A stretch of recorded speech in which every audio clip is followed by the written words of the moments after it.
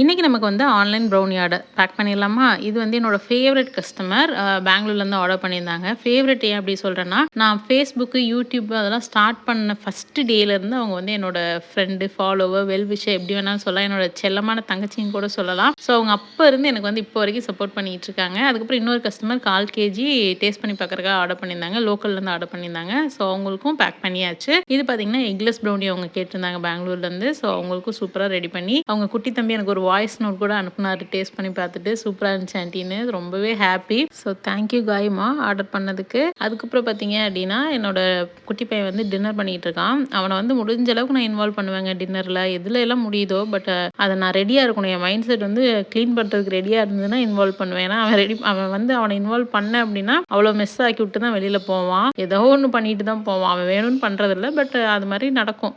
So அதனால் நான் என்னைக்கெல்லாம் என் mind ரிலாக்ஸாக இருக்கோ அன்னைக்கு வந்து அவனை ஹெல்ப் பண்ணுறதுக்கு விடுவேன். ஸோ இப்படி தாங்க எங்கள் டே போச்சு. நான் ப்ரௌனிஸ் எல்லாம் வந்து ஆற வச்சிருக்கேன். அதுக்கப்புறமா பேக் பண்ணி நீட்டாக சென்ட் பண்ணணும். இந்த மாதிரி கிளிங் ரேப் பண்ணி நான் சென்ட் பண்ணிடுவேன்.